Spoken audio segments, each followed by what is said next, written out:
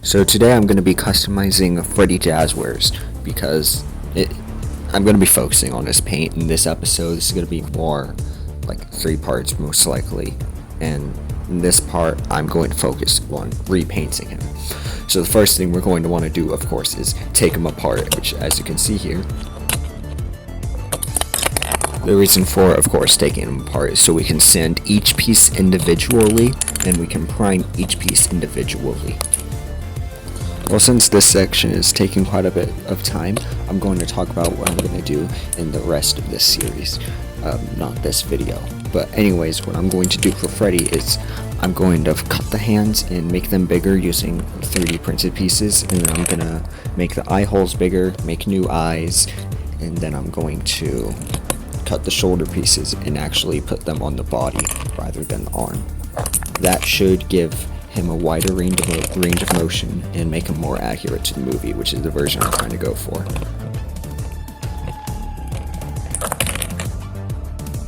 Now that we have all the pieces separated in different pieces, what I'm going to start doing is I'm going to start sanding them with just some sandpaper and just start hand sanding all the pieces.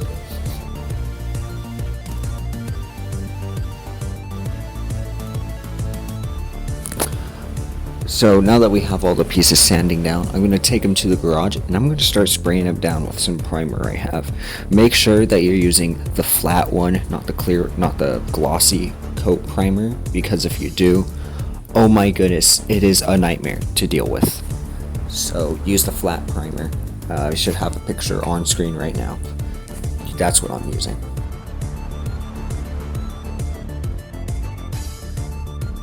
Now that we have all the pieces primed, we're going to actually start painting it. And what I did is I mixed two, like a darker brown and a lighter brown together to give it a specific texture that I wanted and just a specific color. And now here's my first mistake that I made. The darker brown that I used, oh my goodness, it is a water-based primer, which doesn't seem like that bad of an idea until you realize if your hands are sweaty and you touch it, the paint's coming right off. It was horrible to paint this thing. This was, of all the customs that I've made, and I have made many, this was easily the worst one. I am so happy I'm done painting him. And I had to do like 1,000,000 coats on this guy.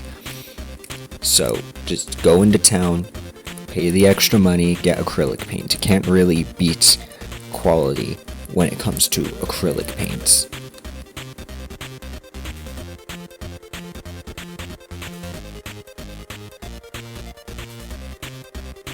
Now you can see that his first coat is on, which it doesn't look nice, and that's not because of the paint I use. That's just the first coat never looks the best. And now I'm going to start adding the secondary color, and here comes my second mistake, which you will see in a second.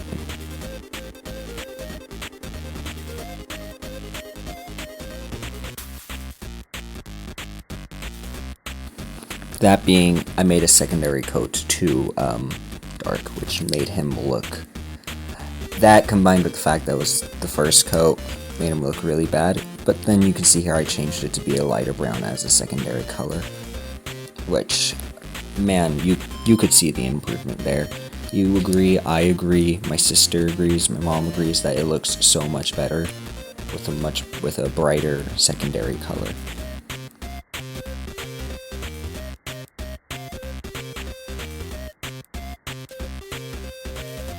As you can see here, I got done painting him, and I think he looks nice. He still does look nice, but I'm going to use this Mod Podge I just had lying around. It's a gloss one, which I'm not going to use on the entire figure, only specifically the teeth. And when I get to the eyes, I'm going to use it for the eyes too. You can see here I'm just using this specifically on the teeth, because why not, basically. That's basically the reason. Why not? You just use it specifically on the teeth. Now to actually polishing the figure itself and not just the teeth. Here I got a secondary Mod Podge, which is matte Mod Podge, which just same thing, but like it doesn't make it extremely shiny. It does have a little bit of a shine to it, but that's more so like it makes it look like a toy. Anyways, I did not record most of this because I did not want to record most of this. You see what? Remember when I was telling you that I used watercolor and that was a nightmare?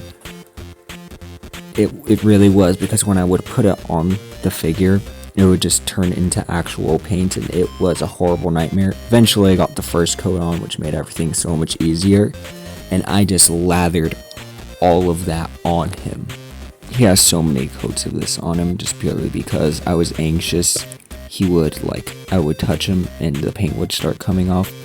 But thankfully, no, he looks nice. He looks like a toy now. And that's the end of this part. So subscribe, or whatever I put this on, probably TikTok or Instagram. Follow me for part 2 and subscribe to Poster and Productions on YouTube, because that's where my animations are. Well, welcome to part 2. As you can see, I immediately get started on cutting the hands because I am going to make them bigger, because I don't know, wave 2 of the Endo series, they decided to lock in and make the hands better, but this wave they didn't. So I'm doing it myself. So after I got done cutting up the hands on this figure, I realized I had some leftover prototypes from when I made my Bonnie action figure, specifically movie Bonnie, and realized I still had the model for that. Now it's at a scale that I am happy with. So what I decided to do was duplicate it, of course, and decided to cut it up using the measurements that I had. Like you can see here, I used a cube. I just imported measurements that I got from the cut up hands itself, so that it can allow for a hole for me to put the remnants of the hand in, allowing for the articulation that the Endo series hands had, while also getting better hands. Once I was happy with the result, I exported it off as an OBJ or an object file, because that's what Process Slicer reads, and I just like to keep it as an OBJ file, just because like all my other prints are OBJ, so I know what I can put in the slicer itself. Well, weirdly enough, it says .zip, but when I open it up in the slicer, it says OBJ, which all I have to do is literally just drag it onto the slicer itself.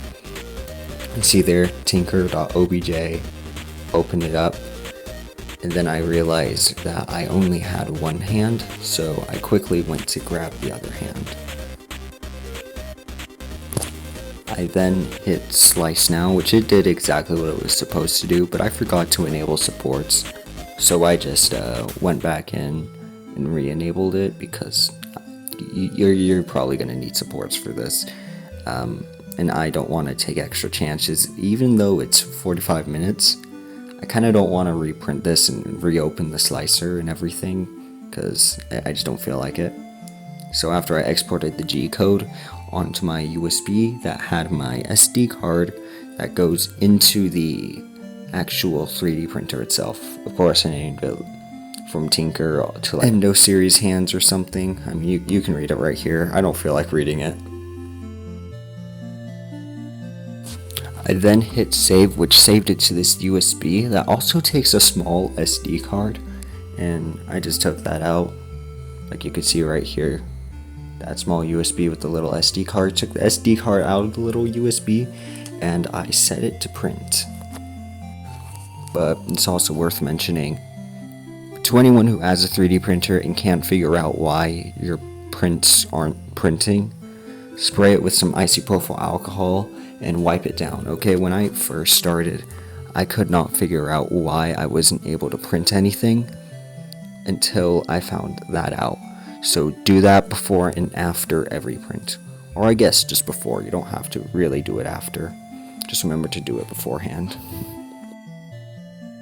And now you can see here as I struggled to get my phone to focus on the LCD screen before realizing, I can just pause this and get it to do it later. I set it to print, and you can see here there's a little time lapse here where I have to walk in halfway through because my phone started dying, so you get Bonnie the bunny to hide my face.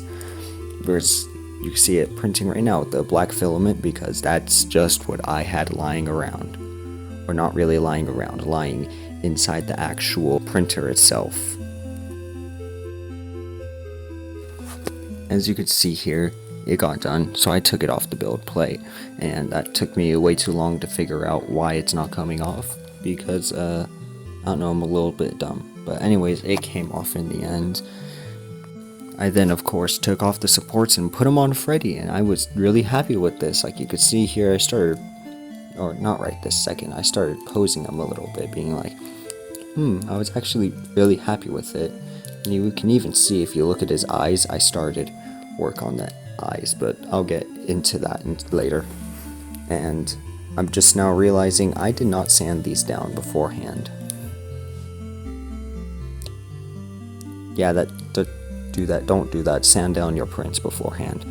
Well, I mean, for this one I had printed it at like a higher resolution, and it's not really noticeable on the figure, but yeah, don't do what I do, sand down your prints beforehand.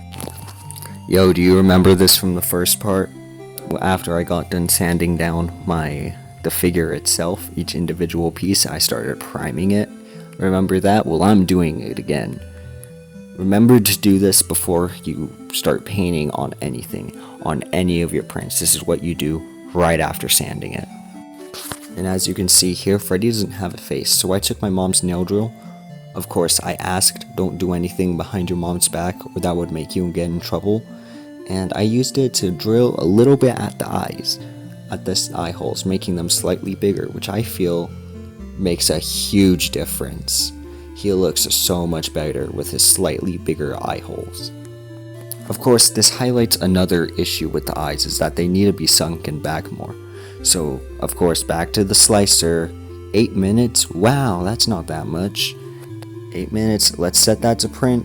But I decided to get lazy and see if I could paint eyelids, and realized, nope, they still need to be sunken back more. He looks nice, he's good enough for the premiere I was not invited to. I'm fine about it, guys. I didn't have like a Springtrap head or anything. Oh yeah, that's why this is here.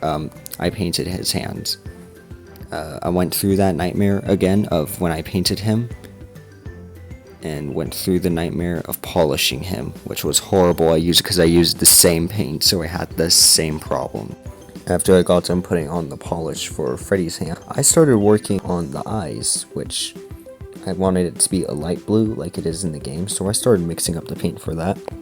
Eventually I got to a point where I liked it, so I put it on Freddy, and putting on the faceplate made it look better, but it still looked weird. But you know what, trust in the process. I waited for that to dry to add the black pupil in the middle. While I waited for that to dry, I actually made a second brown for Freddy's paws, which once I got to a point where I was happy, what I wanted was like the same shade of brown that was on his belly to be the same shade of brown that's on his paws. I started painting on, and it was a nightmare at first for some reason. But eventually I got that done, and of course I put polish over it, and it doesn't look perfect, but you're not really going to see these. So I just don't want to do it. I want to work on the eyes or something else. Which, speaking of the eyes, I actually put the black pupils on, and I hit it with some gloss, which gave it this glossy look, and I really like how it turned out.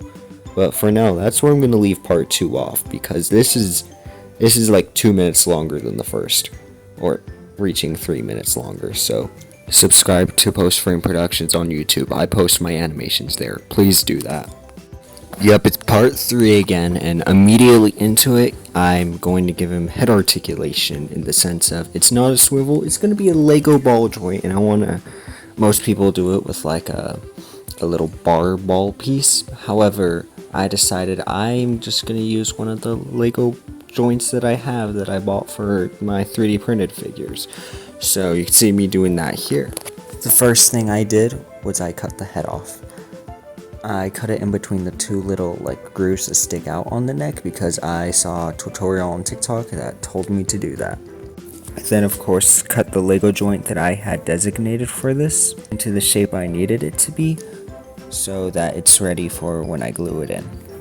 Of course, I sanded the bottom of the endo head so that when I glue the joint on, it fits better. And I just attached it with super glue. I found that was the best way to attach it, was just using super glue rather than hot glue or anything else. Now initially I just used my nail drill that I use for sanding down my prints, but I found it out that didn't work, so I brought out the big guns, my dad's Dremel, and that spins so much faster than the nail drill. After I got done drilling through it and had a big enough hole to where I could fit the ball joint in, that's what I did, like you can see right there. Yep, that looks like I could fit my Lego ball joint in. And so that's exactly what I did. And you can see the finished product right here. That is the final thing of this 3-part series that I genuinely forgot about. Unfortunately, the head is a little bit flimsy, like it kind of just shakes a little bit and doesn't move the best, but it works. It's a lot better than not having a ball joint. I also completely forgot to film me cutting off the shoulders and putting it on the body so that he has a better range of articulation, and now he has actual shoulders. And I actually got a second Freddy Endo series so we can do a before and after. And here they are right next to each other. Which one do you think better? I have a preference. The only problem with this is he looks really weird next to his bandmates, like with the original. At the very least, he looks nice around his bandmates. They look nice together, but not really weird alone. Or mainly Freddy. Freddy suffers from this horribly. Fun fact, that's actually Withered Freddy's right, like forearm, because I lost mine and used his to paint to replace my Freddy's. And you can see him right next to Funko's. Which one's better? I mean, I have an opinion. You can have one too. And go follow my other stuff, like my Instagram and TikTok and my YouTube. I got exclusive stuff there.